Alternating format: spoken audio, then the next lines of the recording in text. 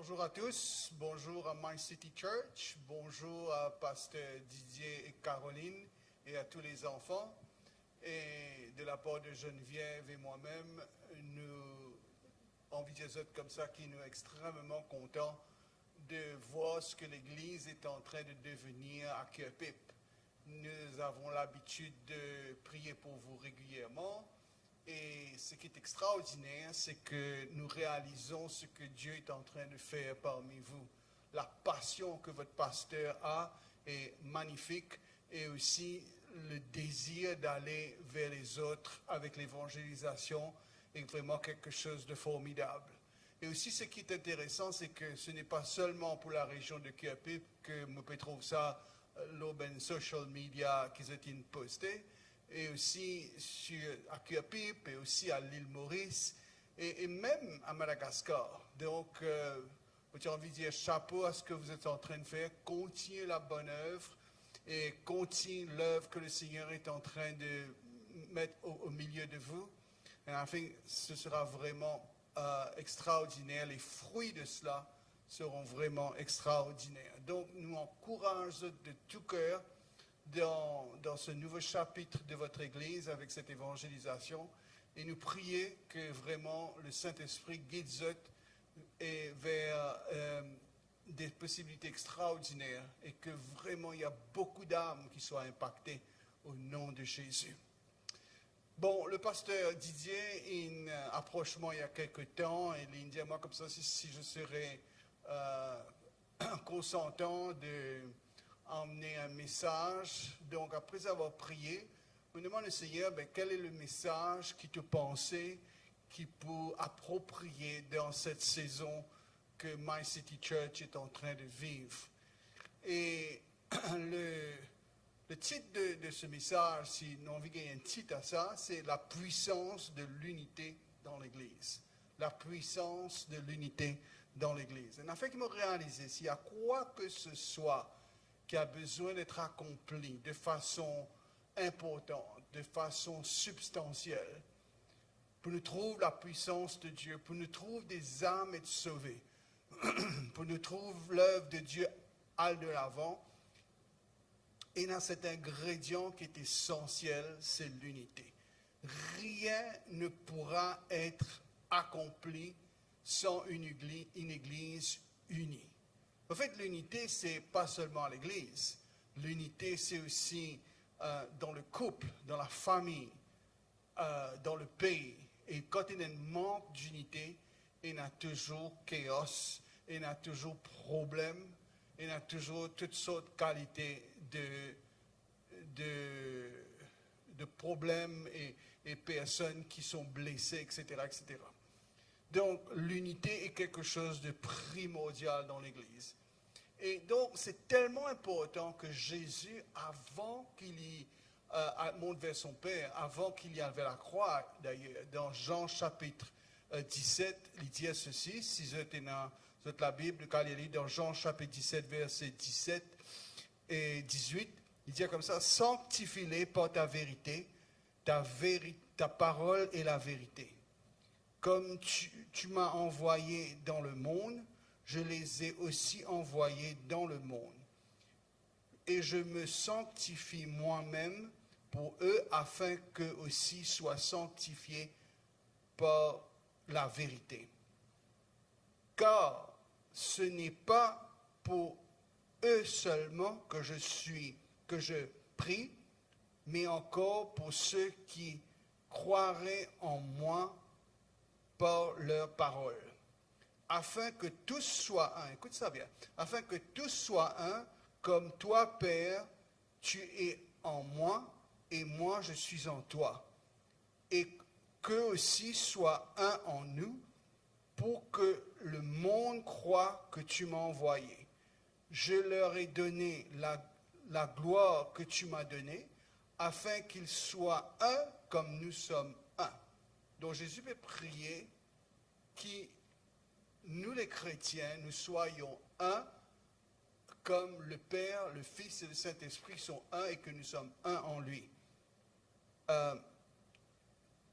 Et puis il dit comme ça dans verset 23, et nous sommes un moi en eux et toi en moi, afin qu'ils soient parfaitement un et que le monde connaisse que tu m'as envoyé et que tu les as aimés comme tu m'as aimé. Donc ça c'est une prière importante et je suis content qu'ils prennent le temps pour lire parce qu'il parle essentiellement de cette unité qui est super importante avec le Père, avec la Trinité, mais aussi l'unité avec les uns et les autres. Maintenant, concernant l'unité, toute chose qui unit subsiste et toutes choses qui sont divisées s'écroulent. Aussi simple que ça. Toutes choses qui marchent dans l'unité, il y a beaucoup de possibilités grandies, mais toutes choses qui divisées, il y a la possibilité de s'écrouler. Vous connaissez, par exemple, et tout ce qui unit, tout ce qui est parfaitement uni a une grande capacité aussi. Toutes affaires qui dispersées, qui pas unies, il y a très peu de capacité, très peu de puissance. Par exemple, si je prends la lumière, et la lumière qui nous gagne avec le soleil, la lumière, elle donne nous l'éclairage, et ça c'est une lumière dispersée. Il donne l'éclairage, il donne beaucoup de bonnes choses, mais seulement je prends ce même rayon de soleil là, et je cave faire tellement intense, tellement haine, tellement serré, tellement haine, qui vient ce qu'on appelle un rayon laser.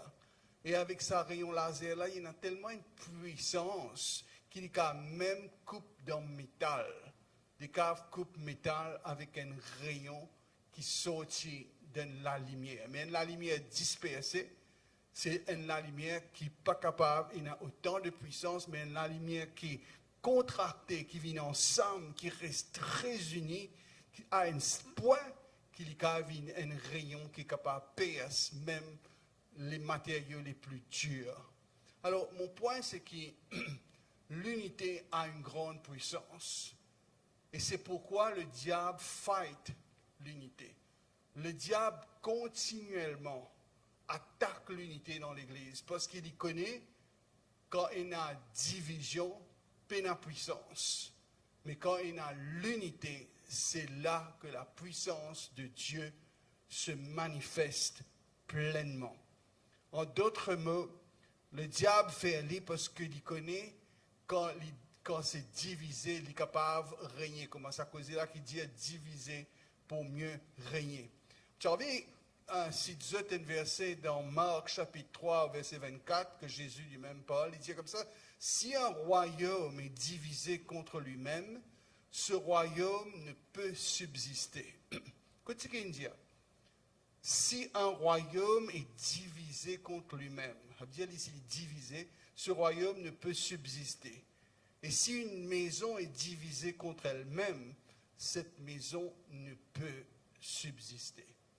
Ça veut dire, il est clair et net que toute chose qui est divisée, pas pour subsister, pas pour tenir le test du temps, pour y avoir éventuellement un écroulement, pour y avoir éventuellement un effondrement, et tout pour tomber en miettes. Alors c'est pourquoi dans la saison que My City Church peut vivre, avec le désir que cette envie trouve, ben Simon connaît le Seigneur et donne la vie au Seigneur. Le désir que cette dans cette cœur pour trouver l'évangile et prêcher. Et il y a un aspect bien important qui nous besoin garder et ne jamais abandonner, c'est l'aspect de l'unité. Maintenant, il y a beaucoup de choses qui peuvent venir contre ça, l'unité-là. Il y a beaucoup de choses que le diable peut envoyer pour essayer d'amener la division. Il y a toutes sortes de qualités de sentiments, de pressentiments. Il y a toutes sortes de blessures que certains chrétiens peuvent gagner pour des choses bêtes des fois. Et bien, une blessure comme ça, une offense qui des fois remplit nos cœurs si nous ne pas faire attention. Right? Et si nous laissons ces choses-là remplir notre cœur, bien souvent nous venons porteurs de sa poison-là, et c'est ça qui cause la désunité dans le corps du Christ. Alors, moi, ce que j'ai envie de dire, c'est que ça, c'est pas une affaire nouvelle, ça. Right? Si je guette l'histoire, je trouvais que right, toute chose qui grandit, toute organisation qui a de l'avant parce que je t'y haine. Mais quand une personne commence à rebeller, quand une personne commence ne pas être d'accord, contre rebeller contre l'autorité, etc., c'est là où tout commence à s'écrouler et perdre de la vitesse. Donc, l'unité, donc, a une très, très, très grande puissance. Moi, j'ai envie de dire que, bien souvent, quand nous guettons l'Église, de dire comme ça, ben, nous, l'Église pas assez grand, nous, l'Église peine assez casse, nous, l'Église peine assez ceci, nous sommes contents dans ça. C'est bon, en temps et lieu, nous avons gagné. Je comprends ça. Mon madame et moi, quand nous commençons l'Église, tu commences avec rien du tout. Mais ce qui te fait nous la force, une des choses qui te fait nous la force, c'est qu'il nous tient unis dans ce que nous veux faire. Nous sommes unis premièrement dans notre couple et nous sommes unis en tant qu'Église. Et tout ce que nous fait, c'était d'un seul accord et d'une seule voix. Et c'est ça qui fait la différence. Et moi, j'ai envie de dire que l'histoire démontre à plusieurs reprises que les grands mouvements qui n'y a dans le monde. Par exemple, en Allemagne, pendant la Deuxième Guerre mondiale, ce qui a amené la Deuxième Guerre mondiale, c'est un mouvement qui s'appelle le mouvement nazi. Right? Et c'était vraiment le mouvement de la terreur qui amène beaucoup de mal et tue beaucoup de monde. Mais c'est dans ce mouvement-là, tu commences avec une poignée de personnes. Mais c'était une poignée de personnes qui étaient vouées à être unies pour la mauvaise cause, right? Pour la mauvaise cause, mais je tiens décidé pour être unis jusqu'au bout, même jusqu'à la mort. Et je peine hésiter devant l'adversité pour aller de l'avant. Et de sorte qui parce que je tiens, même je tiens petit, mais parce que je tiens uni et déterminé, ce mouvement-là, il grandit et il prend toute l'Allemagne, de sorte que l'Allemagne, dans la Deuxième Guerre mondiale, il pratiquement envahit toute l'Europe. Donc ça, c'est la puissance de l'unité. Ce n'est pas, comment dire, le nombre tellement qui fait la différence, mais c'est bien souvent les personnes qui restent unies, même s'ils sont peu. Alors, même si je dis aujourd'hui encore tigit, ça, ce n'est pas le problème. Le problème, c'est que sommes-nous unis? Sommes-nous unis dans l'esprit? Sommes-nous unis avec la vision de l'Église? Sommes-nous unis avec ce que le Saint-Esprit est en train de faire à My City Church? Et ça, c'est quelque chose de très, très important. Et même dans l'Église primitive, quand l'Église, tu fais commencer. Quand Jésus, tu commences avec 12, right? Et bien sûr, un là-dedans, il trahit. Mais après, il y en a quand même pas mal de disciples. À la Pentecôte, il est dit qu'il y avait 120 à la Pentecôte. Donc 120, ce n'est pas un grand nombre, c'était un petit nombre. Mais c'était un nombre, quand ils étaient baptisés du Saint-Esprit, c'était vraiment un à partager l'Évangile. Et de sorte qu'en espace de quelques années, right, la Bible dit comme ça, des multitudes et des multitudes furent converties. Et tout cela, il commençait avec une poignée de personnes qui étaient unies et déterminées jusqu'au bout d'amener l'Évangile et d'obéir au Seigneur. Donc, mon point, c'est que moi, extrêmement content de ce qu'ils peuvent faire en ce moment-ci à Maurice. Right? Et ce qu'ils peuvent achievre est vraiment extraordinaire. Et je crois le Seigneur, il a de grandes choses pour eux. Mais il y a quelque part un aspect que le diable est en train de veiller aux aguets et il peut veiller pour amener certains démons tomber dans sa piège de la désunité. Et ça, mes amis, nous devons faire très très attention, nous devons être vigilants et nous devons faire attention que ce ne soit pas moi qui soit le responsable de cela. Right? Parce que bon Dieu a un grand travail au milieu de eux. Maintenant, j'ai envie de montrer aux autres à quel point, dans la parole de Dieu, que l'unité a une si grande puissance. Et pour cela, nous pouvons mettre dans le livre de la Genèse. Nous pouvons être dans le livre de la Genèse, chapitre 11, à partir du verset 5. Alors, vous pouvez lire là, c'est l'histoire vous connaissez, la Genèse, c'est le début de l'humanité, ok? Le début de la création. Donc, arrivé à un moment, tu as Benjamin, tu commences à joindre ensemble, encore, dans l'unité. Et la Bible dit, que tu peux causer une seule langue, tu es dans l'unité. Et tu as un seul but, et tu es dans l'unité. Et tu as envie de construire un tour qui tu pourras jusqu'aux cieux. Right? Et bien sûr, c'était quelque chose de ridicule. Mais seulement, il y a quelque chose d'important que la parole de Dieu dit. Dieu dit comme ça parce qu'ils ont haine et qu'ils ont décidé pour faire quelque chose et ce n'était pas le bien du tout. Ils ont envie de faire ça pour montrer cette fierté, etc. Et Dieu, il disait, arrête cela. Donc, on peut lire un petit guide dans Genèse, chapitre 11, verset 5. L'Éternel descendit pour voir la ville et la tour que bâtissaient les fils des hommes. Et l'Éternel dit, voici, ils forment en un seul peuple et sont tous une même langue, et ce n'est là ce qu'ils ont entrepris. Maintenant, rien ne les empêcherait de faire tout ce qu'ils auraient projeté. Vous entendez ce qu'il dit? Il dit parce qu'ils ont haine. Il dira maintenant, rien ne les empêcherait de faire tout ce qu'ils auraient projeté. Pourquoi? Pas parce qu'ils sont intelligents, pas parce qu'ils ont une tasse à faire, parce qu'ils ont haine, parce qu'ils sont dans l'unité. C'est vrai qu'ils sont dans l'unité pour faire ce qui n'était pas le bien, mais whatever it is, que ce soit bien, que ce soit mal, quand on unit pour faire quelque chose, il y a une grande puissance là-dedans. Donc, vous reliez ça. Maintenant, rien ne les empêcherait de faire tout ce qu'ils auraient protégé. Allons descendons et confondons leur langage, dit le Seigneur, afin qu'ils n'entendent pas la langue les uns les autres. Alors, ce que bon Dieu fait, au lieu que bon Dieu n'avait dit fait, crase tout le monde, crase la tour, etc., Dieu va faire ça. Dieu il simplement amène la confusion dans toute la langue. Chacun il commence à causer, et il commence à causer dans la langue différente. Peut-être c'est à ce moment-là que différentes langues du monde, ils commencent à créer, chinois, japonais, indiens, etc.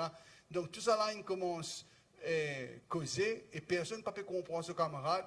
Donc parce que personne ne peut communiquer comme il faut, donc il y a la désunité. Quand il y a la désunité, tout le monde est dispersé, et voilà, tout finit la même. Parce que l'unité a une grande puissance. Et le verset 8, il dit, et l'Éternel les dispersa loin sur la face de toute la terre, et ils cessèrent de bâtir la ville. C'est pourquoi on l'appela le nom de Babel, car c'est là que l'Éternel confondait le langage de toute la terre, et c'est de là que l'Éternel les dispersa sur la face de toute la terre. Donc c'est pourquoi on appelle sa place-là Babel, parce que c'est une confusion de langage. Donc, j'ai envie de montrer aux autres ce que l'unité est capable de faire. Et pas oublier ce que bon Dieu dit. Bon Dieu dit comme ça, rien ne les empêcherait de faire tout ce qu'ils ont projeté. Maintenant, j'ai envie de poser la question maintenant. Qui peut arriver si My City Church décide pour être vraiment unis? Ah bien, rien pas capable d'empêcher pour que la parole de Dieu percer, même dans les situations les plus difficiles. Rien pas pour qu'avant peut-être si vous êtes parfaitement unis. Mais le contraire est vrai. Si nous dispersons, si nous divisons, même si des fois nous croyons qu'on a raison, mais si nous amenons une division, ce qui va se passer, c'est que l'organisation, l'Église, peut venir faible et l'Église va pouvoir avoir l'impact qu'il est supposé emmener autour d'elle. Donc, je dis ça depuis le départ, comment vous êtes une jeune Église, l'important vous êtes qu'ils maintenir, qu'ils préservent, qu'ils gardent l'unité dans l'Église.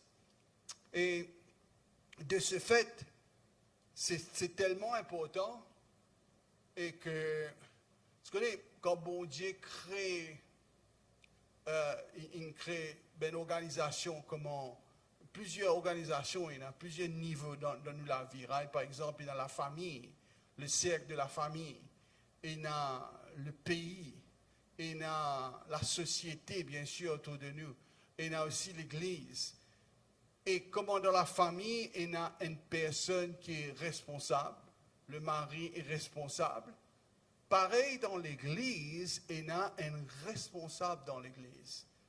Il y a un responsable qui aussi, il a la responsabilité avec d'autres responsables de diriger l'Église. Et le responsable de l'Église est important.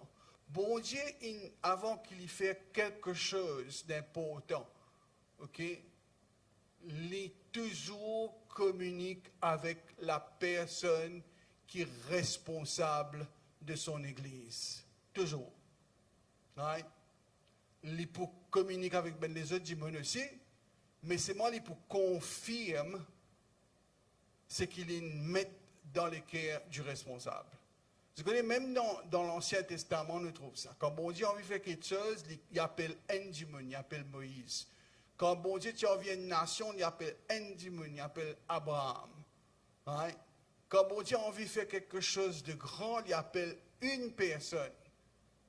Il appelle Josué. Josué, il emmène le peuple d'Israël dans la terre promise. Quand bon Dieu a envie de faire quelque chose, tout le temps, il appelle une personne. Et ça n'a pas changé encore.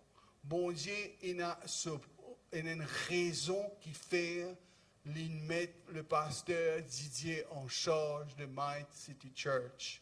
Right? C'est l'église de Jésus-Christ, ce n'est pas l'église de qui que ce soit, mais seulement le Seigneur, il met lui en charge de son troupeau. Et c'est pourquoi le Seigneur, pour communiquer avec lui le désir qu'il y a envie, dans quelle direction le troupeau à My City Church besoin aller. Et c'est pourquoi il est important que toute personne, écoute-moi bien, que toute personne qui appelle l'église à My City Church, qui a la responsabilité, premièrement, pour obéir et soumettre à votre leaders. Et deuxièmement, pour prier pour eux. Parce qu'il est important, parce que quand vous recevez le mot de Dieu, vous avez le courage aussi de faire ce que bon Dieu appelle vous à faire. Et c'est pourquoi vous avez besoin de prier pour les leaders, pour les autres pasteurs et les autres leaders aussi, parce que afin qu'ils soient capables d'avoir le courage, parce que l'ennemi toujours essaye de saboter ce que bon Dieu a envie de faire. Donc, si nous avons envie de vraie l'unité dans l'Église, il est important que, premièrement, nous ayons la soumission à l'autorité de l'Église. Il est important. Même dans la case, nous trouvons ça. Hein? Il est important que les enfants soumettent à leurs parents, la Bible dit. Mais quand les enfants pas soumettent aux parents, quand les enfants font ce qu'ils ont pensé bien faire, et c'est là qu'ils se tournent pas bons, ils se tournent vagabonds, ils se tournent dans la drogue, ils se tournent dans toutes sortes de mauvaises la vie, etc., etc. Donc, il est important qu'ils nous soumettent à l'autorité que bon Dieu il met dans nos la vie, que ce soit du côté de la famille, que ce soit dans la société au niveau Benjamin qui gouverne nous, mais aussi que ce soit dans l'Église. Right? Il est important qu'ils nous honorent, nos pasteurs, qui nous prions pour nos pasteurs, qui nous bénit, nous pasteurs, mais qui surtout, qui nous obéit, ce qu'il dit, parce que Dieu met l'eau sur le cœur qui besoin faire et il besoin zot pour move avec lui pour que ce soit accompli. Donc, on peut lire ce verset dans Hébreux chapitre 13, verset 17. Il dit, obéissez, ça c'est dans la traduction Louis II, il dit, obéissez à vos conducteurs, c'est-à-dire obéissez à vos leaders, obéissez à ceux qui veillent sur vous. Right? Obéissez à vos conducteurs, il dit dans la Louis II, et ayez pour eux de la déférence. De la déférence, ça veut dire toujours montrer l'honneur envers eux. Right? Pas très eux, comment dire, comme un n'importe, comme un paillasson.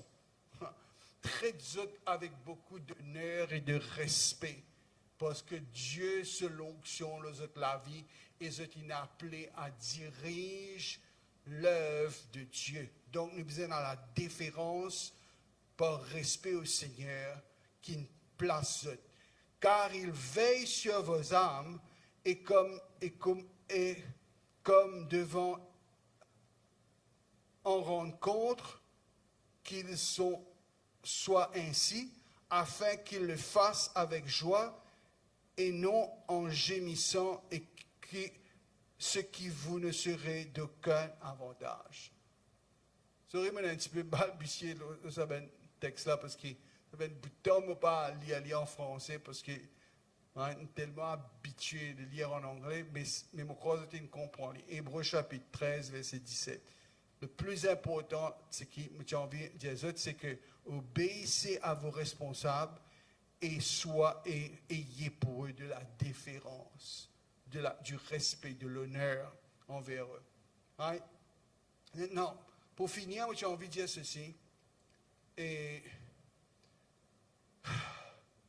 Dieu a ordonné un responsable dans l'Église, donc nous devons prier pour eux. Mais pour finir, j'ai envie de prendre Psaume 133. Psaume 133, verset 1. Si nous regardons ça dans Psaume 133, Cantique des degrés de David, voici qu'il est agréable et qu'il est doux pour les frères de demeurer ensemble. Right? De demeurer ensemble. Et comme l'huile la précieuse qui répandue sur la tête descend sur la barbe d'Aaron, qui descend sur le bord de ses vêtements. C'est comme la rosée de l'Hermon qui descend sur les montagnes de Sion, car c'est là que l'Éternel envoie sa bénédiction, la vie pour l'éternité. C'est intéressant ça, parce qu'il y a une image dedans qui m'a envie à Menzot. Il dit comme ça, l'unité est comme l'huile qui descend sur la tête d'Aaron, qui descend sur la barbe et qui descend sur les vêtements. Qui fait, il prend Aaron comme exemple. Well, Aaron était le grand prêtre. Right? Il était le grand prêtre en Israël. Et en tant que grand prêtre, il était un peu un leader. Right? Et c'était sa responsabilité de faire certaines choses, surtout au niveau du temple, etc. Et donc, le Seigneur donne lui une onction qui tombe sur la tête et qui descend sur la barbe et sur ses vêtements. Donc, le psalmiste, David peut utiliser ça comme une illustration. Et il peut cause de l'unité. Parce qu'il dit, comme il est bon, comme il est agréable pour les frères de demeurer en unité. Et donc, il peut donner une illustration, c'est quoi la vraie unité. Et voilà ce qu'il m'a envie de dire. Premièrement, l'onction, ça représente le Saint-Esprit. Et donc, Aaron représente le responsable dans l'Église. Et en l'occurrence, dans votre Église, c'est le pasteur Didier. Et l'onction vient sur la tête avant. Right? L'onction vient vers lui. Ça veut dire la direction de l'Église, du Seigneur, du ciel vient au lit avant. Et puis, il descend sur la barbe d'Aaron. La barbe représente les anciens. Right? Quand il dit dans la barbe, ça veut dire d'un certain âge. Et donc, la barbe d'Aaron représente les anciens. Donc, la même onction qui est reçue premièrement par le responsable est supposée de descendre avec les anciens. mais pas seulement sur la barbe, mais aussi sur les vêtements de Aaron. Maintenant, les vêtements sont représentatifs de la congrégation. Right? Toute la congrégation forme le vêtement d'Aaron. Et ça, de l'huile-là, sortit la tête d'Aaron, descend les responsables et descend chaque personne dans la congrégation. Maintenant, on a quelque chose de très, très intéressant. C'est que Aaron était grand prêtre. Et bien, grand prêtre, prêtre, quand je t'y servi dans le temple, je ne pas t'habiller n'importe comment. Right? Et une façon que je t'y habillé, un style de linge que je t'y mettais, je t'y servi le lin. Le lin, right? La toile, le lin. Et vous connaissez, le lin est une toile très, très agréable. Et la raison pourquoi il est agréable, parce que le lin est un produit qui absorbe moisissure, qui absorbe liquide facilement, contrairement à d'autres types de toiles. Right? Donc, c'était important que prête à mettre ce genre de toile, le lin. Et donc, ce qui m'a envie de dire, c'est que quand l'onction descend, quand de l'huile descend, right, pour absorber, le corps pour absorber si le corps est fait de lin. Mais s'il y en a 10 personnes, écoute-moi bien là, s'il y en a 10 personnes qui ont décidé pour ne pas être lin, mais pour être polyester par exemple, tu connais que polyester, ça de l'huile là pour passer l'eau là, il ne peut pas absorber, il pour passer l'eau, il pour rejeter. Alors, le point, c'est que la Bible a envie de dire, c'est qu'il nous disait ben absorbeur. Quand bon Dieu fait quelque chose, nous disait absorbe entièrement ce que bon Dieu demande nous faire. Et cela commence avec la tête, avec le responsable. Il commence sur la tête d'Aaron, il descend dans la barbe d'Aaron avec les responsables et les anciens, et puis il descend sur le vêtement d'Aaron. Après, il dit comme ça, quand c'est le cas, quand tout le monde a absorbé, le dernier verset, il dit, c'est comme la rosée de l'Hermon qui descend sur les montagnes de Sion, car c'est là, c'est dans cette unité que l'Éternel envoie la bénédiction, la vie pour l'éternité. Donc, c'est dans la place de l'unité que bon Dieu bénit son peuple. C'est dans la place de l'unité que bon Dieu bénit son peuple. Si tu as envie de trouver la grande bénédiction de Dieu, alors il est important et impérial pour préserver l'unité. Quand pasteur Didier amène la vision, il est important pour eux pour prier et pour absorber cette vision et pour aller avec la vision d'un seul cœur. Et si je fais ça, même si des fois je ne pas trop comprendre, je ne pas trop d'accord, whatever, mais si seulement je décide pour être un, parce que ça le plus important qu'être d'accord ou pas d'accord, si je décide pour être un, je peux trouver de grandes choses. Je peux trouver de grandes choses. La seule façon, j'ai envie de dire, la seule façon qui nous pas capable être d'accord avec un responsable, c'est quand un responsable peut inciter nous à commettre le péché ou commettre quelque chose de mal. Mais à part ça, c'est nous devoir pour soumettre à tout ce qui se tire, parce qu'il est important qu'il nous préserve l'unité. Important qu'il nous préserve l'unité. L'Église a been an absorbing agent. Et donc, voilà un petit peu le message qui m'a pour vous. L'important qui, dans cette saison d'évangélisation, que je peux aller avec toutes sortes qui se tressent haine. Il n'est pas important qu'ils se tiguitent pour le moment. Il n'est pas important qu'ils se peinent les moyens qu'ils ont envie de tenir. Ce qui est plus important, c'est qu'ils se tiennent la parole de Dieu, je tiennent l'Esprit Saint et je préserve l'unité. Malgré cette diversité, mais je préserve l'unité. Je peux terminer en disant ceci. Dans Actes chapitre 4, dans cette temps, je peux trouver que la Bible dit à nous comme ça que l'Église à Jérusalem grandit de façon extraordinaire quand ils commencent à vivre ensemble. Vous êtes une vie ensemble d'un seul accord. Et bien souvent dans Actes, vous trouvez quand vous êtes une ensemble d'un seul accord, là que vous pouvez prier, l'endroit que vous pouvez prier, l'endroit qui tremblait avec la grandeur, la gloire de Dieu. Parce qu'il y a une puissance, chers amis, dans l'unité. L'unité de l'amour, l'unité quand nous pouvons prier de tout notre cœur d'un seul, l'unité quand nous pouvons aller pour le Seigneur en unité. Et une puissance là-dedans. Donc, c'est tout ce qui me tient vraiment pour me dire. C'est tout ce qui me pensait, qui me besoin de dire pour le moment. Et la prière, c'est que je préserve cette unité-là. Et d'ailleurs, moi, j'ai envie de dire que c'est comme ça que le monde peut vraiment trouver qui nous différent.